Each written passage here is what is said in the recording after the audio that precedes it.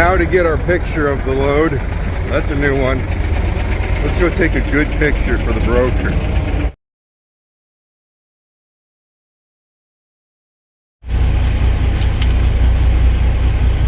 $19,190 kilograms. I probably should see what that actually is in pounds, huh?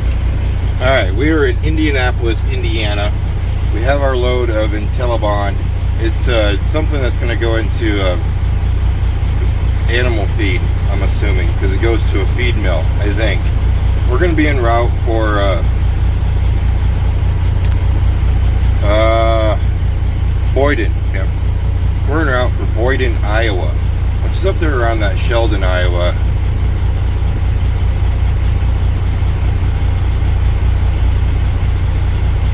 Yeah, he's got room. Which is up there around that Sheldon, Iowa. I'm going to jump out here once they back up and everything. I want to show you guys the seal they just put on my trailer. Look at that puppy. Wow. They don't goof around, man. That's like a padlock. Huh. I hope where we're going has bolt cutters, because, well, what, in 20 years I haven't, maybe two times I may have needed bolt cutters, but pretty secured load, I guess, huh? We could sit right here and just watch planes all day. We're not too far from the airport, so while I was sleeping here last night and this morning while I was waiting to get loaded, I was just sitting here watching planes come into the airport. Alright, we have 675 miles till we get to Boyden, Iowa. There's no reason to get there all today. We'll probably get, I don't know if there's anywhere to sleep around Boyden, Iowa, and we won't get there till the middle of the night. And well, they don't open till tomorrow. Boyden only has like probably 500-600 people in it. It's not a big town, so we'll probably stop at Sparky's, I'm guessing, on Highway 20. That's always a nice little place just to pull into and take a little siesta. Let's get underway, and I will check in with you guys a little bit later on, alright?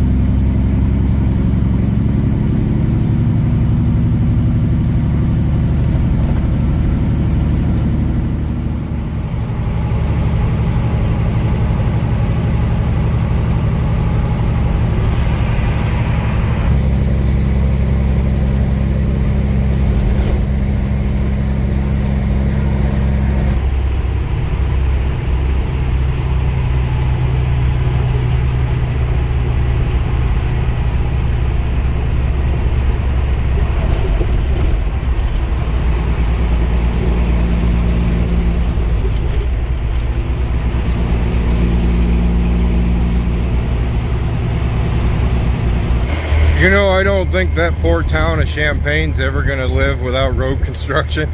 That's that city we went through just a little bit ago. Right now we're in Bloomington. Well, last time we were here, we pulled in here to Pilot to run over here to the Beacon to get all cleaned up. No, we're not going to go to the Beacon. I don't have time for that today. But I am going to walk over here to Taco Bell. I didn't know there was a Taco Bell over here. Got to open your eyes every once in a while. But we're going to zip over here, get us a few burritos, and then get back on the road.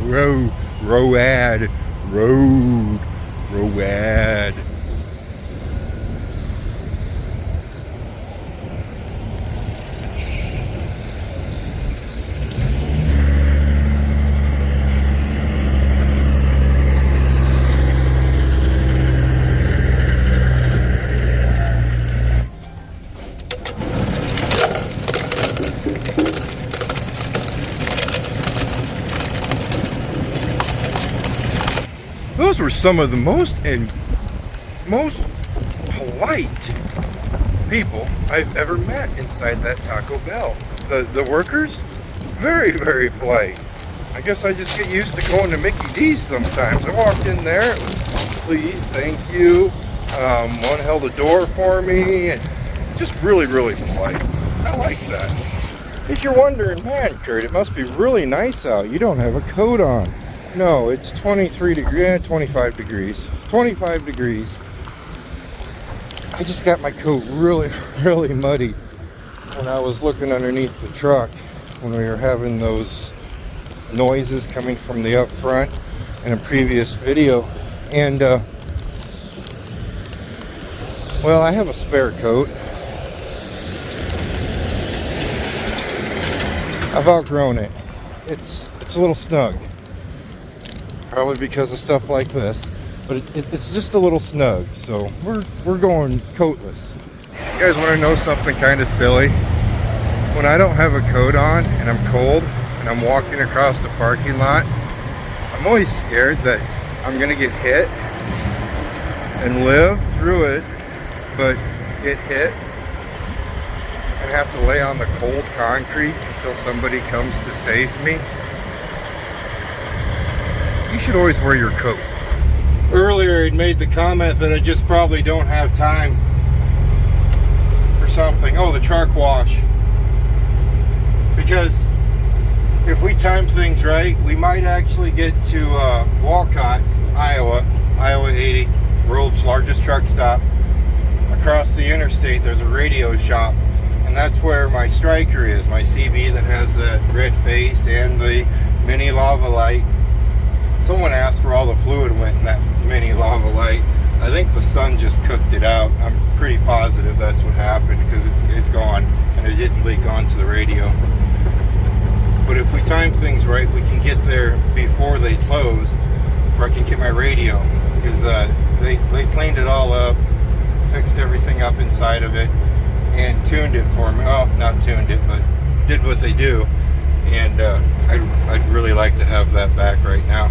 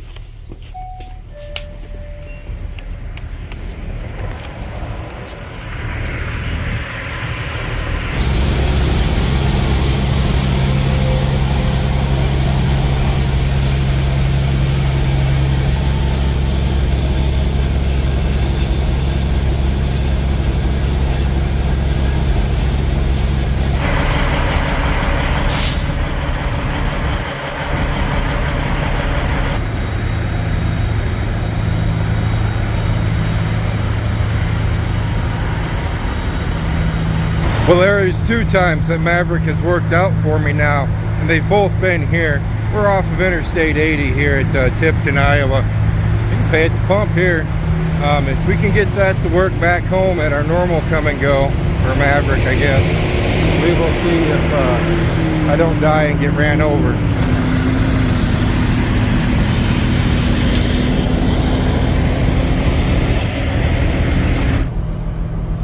But no, we didn't die, we didn't get ran over.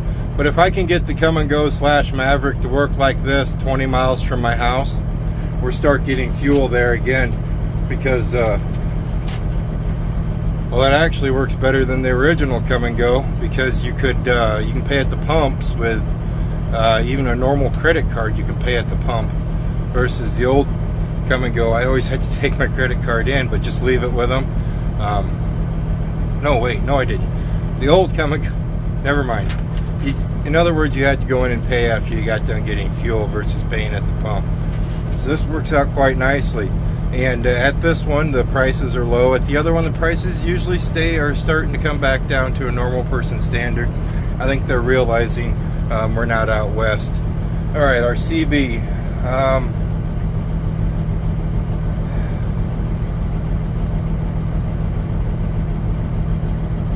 BDS inspected, no TX, AT at all. Found a regular voltage at regulator, and there was a jumper that was loose in the radio when opening.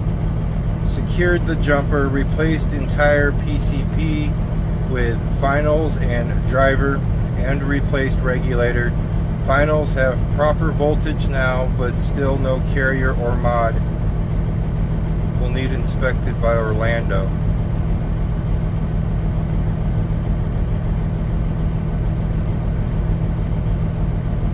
So is the radio done?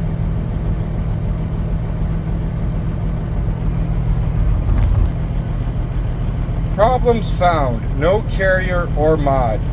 Problems fixed, none. Radio has PLL VCO circuit problems, and repair cost will exceed the value of the radio. Should have read that before I drove 20 miles away from them, huh? And of course now they're closed. I tried. But while I was there, I did buy a new mic, which I did not need for this Cobra. I wanted a nice mic for my radio once I got it built.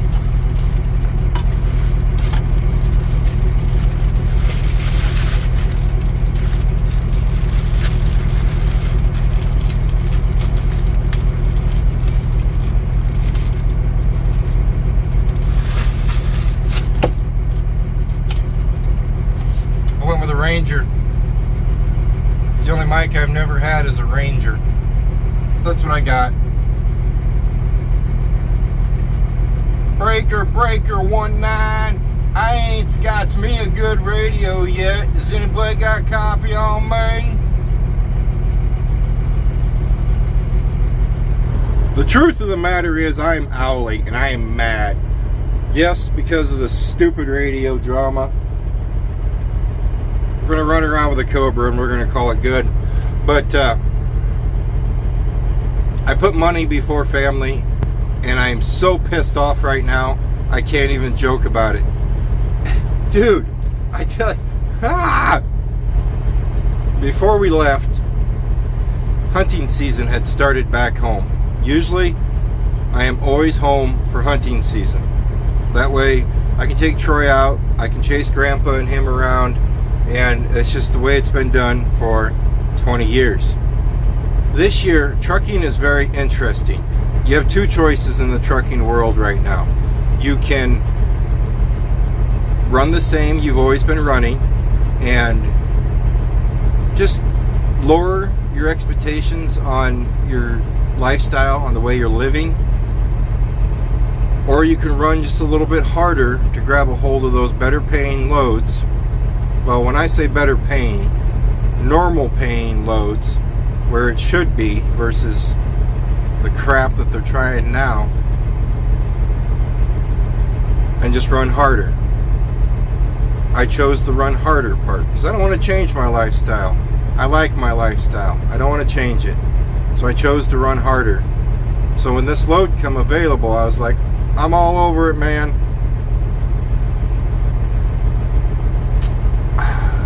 So I figured I'm gonna leave Grandpa and Troy hunting during the week, and I'll be home in 2.5 days max.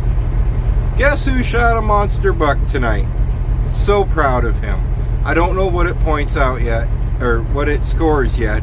By the time I edit this video, I will have the score and a really good picture of it to put right here just to show you.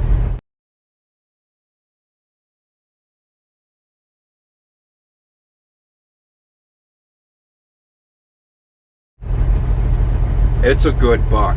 It's a real good buck. So, and I wasn't home for it, but he called me the minute he shot it. The minute he shot it, and he watched it go up into the timber a little bit further from where he was setting, he called me up, and it was hard to keep him setting there because, you know, once you shoot a deer, you want to give, if it doesn't fall right away, you want to give it 10 to 15 minutes before you go to see if there's any blood, because you don't want to spook it up and get it running. It was a struggle. 15 minutes later, he goes, okay, Dad, I'm going to go look quick. And he called Grandpa. Grandpa was on his way over to him. 15 minutes later, he calls me, just ecstatic. Dad, Dad, Dad, Dad. So happy. And I didn't get to share that moment with him, but I am still very, very happy that he got that buck. So I'm already pissed off. Then the radio just made me just even more happier. I'm a bowl of sunshine, I gotta tell ya.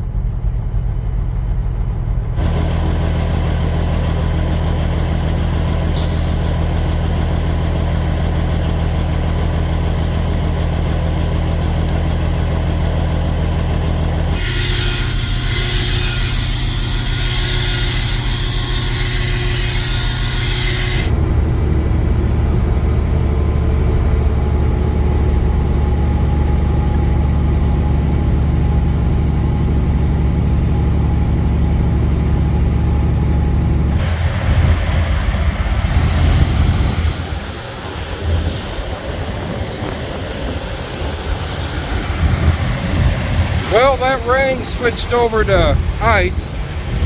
We made it about 60 miles further. We're in Center Point, Iowa right now. And the wind actually isn't blowing like crazy right here. You get on the other side of that little hill right there, and you're getting about 40-mile-per-hour wind gusts. So with the wind blowing like that, and everything turning to ice on us, we're gonna park in Center Point. We're about 270 miles from our destination, so we only rolled about 430 miles today. Not a big day at all. All right, so the radio doesn't work. This Cobra's never let me down. I've had Cobras for years. That Striker was the very first expensive radio I ever owned. So most likely, it is what it is. I'm just going to use the Cobra. All I need to do is be able to talk across the interstate to you guys. You know, I just ran into a subscriber when we were pulling out a Come and Go. He comes across, hey Schmidt, I watch your channel all the time. I can pick his radio up just fine, and that's all I need that radio for. No one uses them on the interstate. And, you know, long distance wise, you know, it's just a few miles, and that Cobra will work just fine for that. Got my lava light on there, so no one can ask where that's at, but people are going to ask where is the red face, so I'll let you guys answer those comments, because there's going to be a lot eventually. Alright, well, Troy got his deer. Grandpa thinks it's he's going to score it tomorrow, but he thinks he's thinking it's going to score around that 160 range, which is great, which is awesome. I'm gonna get home tomorrow afternoon. It'll probably be darkish when I get home, so I'll see it the next morning. and that's going to be the goal. You guys stay safe, and as always, I'll see you next time.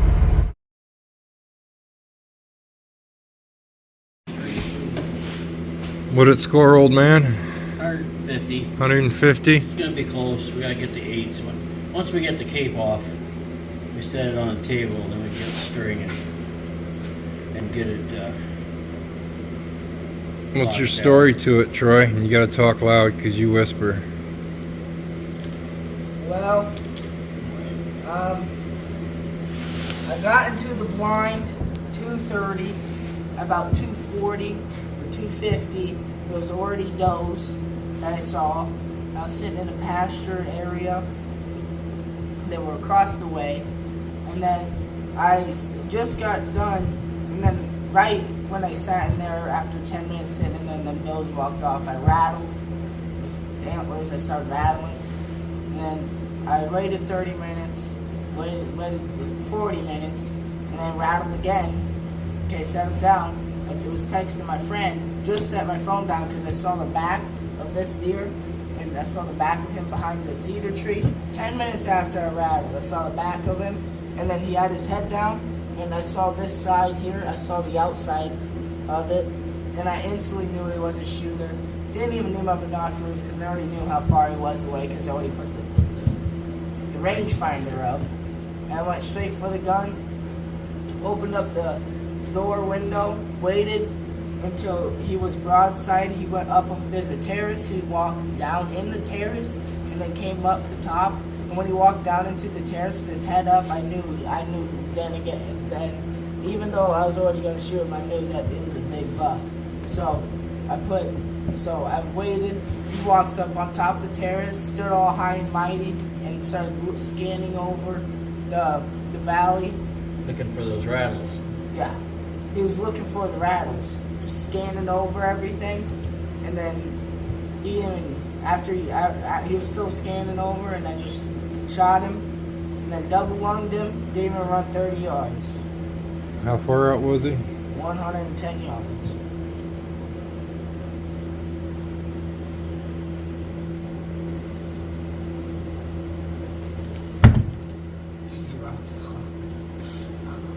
He seems to be frozen.